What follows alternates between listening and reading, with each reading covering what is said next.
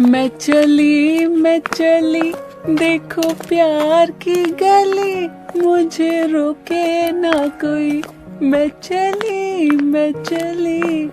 अरे यार, एकदम से इतनी जोर का टॉयलेट क्यों लग रहा है मुझे? अब यहाँ टॉयलेट कहाँ होगा? वो रहा, जाकर हल्की होके आ जाती हूँ।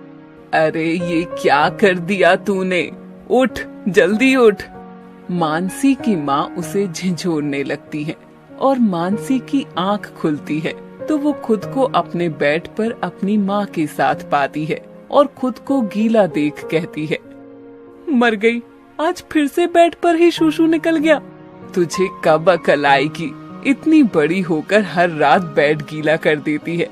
अरे अब तो तेरी शादी भी होने वाली है, कम से कम अब तो ये आदत छोड़ दे। माँ, ये सब मैं जानबूझकर थोड़ी करती हूँ, मुझे लगा मैं सच में टॉयलेट में हूँ।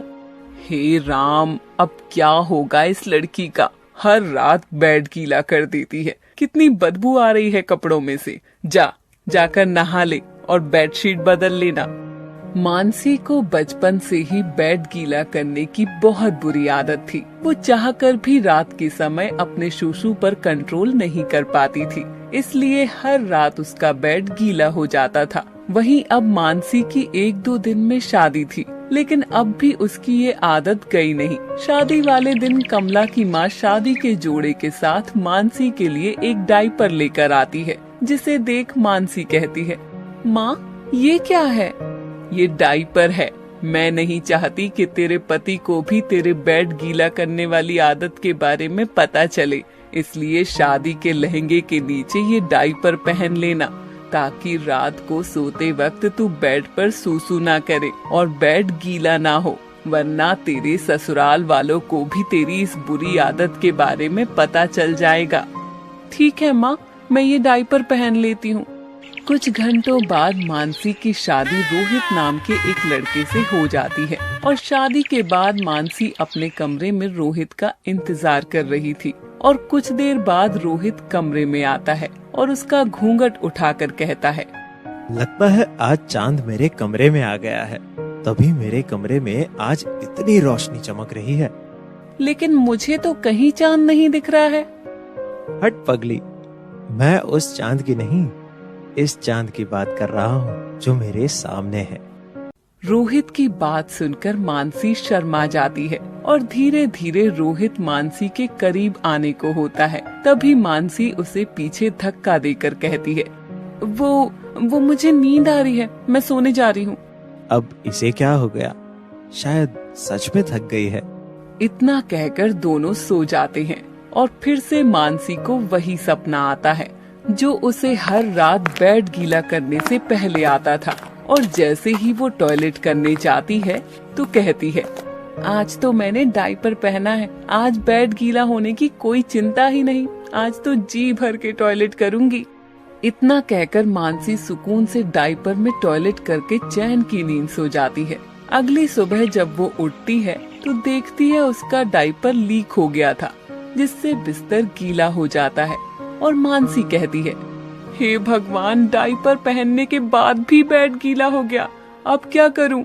अगर किसी ने गीला बेड देख लिया तो मेरी बहुत बेइज्जती होगी, कुछ तो करना होगा।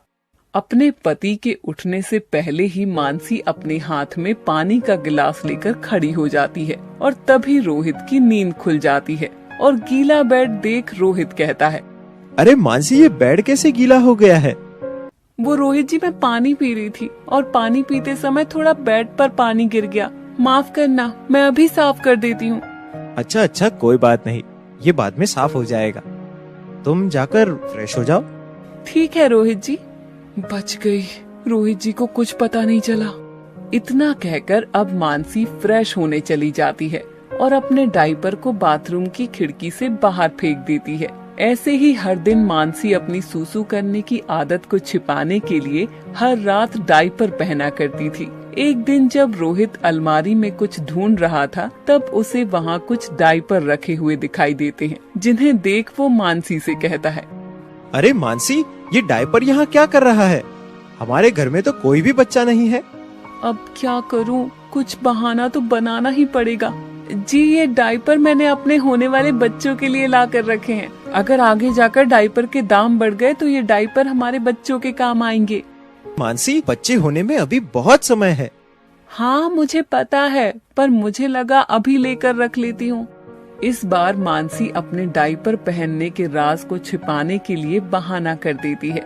यही कुछ दिन और बीत जाते हैं और अब जो डायपर मानसी के पास थे वो खत्म होने को थे। उसके पास बस एक ही डायपर बचा था और उसी दिन उसकी ननद शिवानी घर आ जाती है।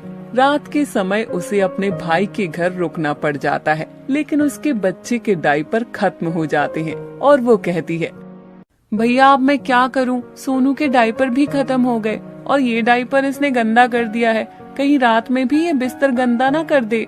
अरे तो दिक्कत किस बात की है? तुम्हारी भाभी ने अपने होने वाले बच्चों के लिए डायपर अभी से ले रखा है अलमारी में। अभी तो हमारे बच्चे नहीं हैं, तो वो डायपर तुम सोनू के लिए निकाल लो। ये तो बहुत अच्छा हुआ, मैं अभी लेकर आती हूँ। इतना कहकर अब शिवानी मानसी के कमरे में जाकर वो आखिरी डायपर निकाल कर ले आती है और कहती है, ये डायपर कुछ ज्यादा बड़ा नहीं है। अरे मैं भी ना, अभी भाभी के बच्चे नहीं है ना, तो उन्हें अंदाजा नहीं होगा कि बच्चों के लिए इतने बड़े डायपर नहीं लेते। इतना कहकर अब शिवानी उस एक डायपर को भी अपने साथ ले जाती है और अपने बच्चे को पहना देती है।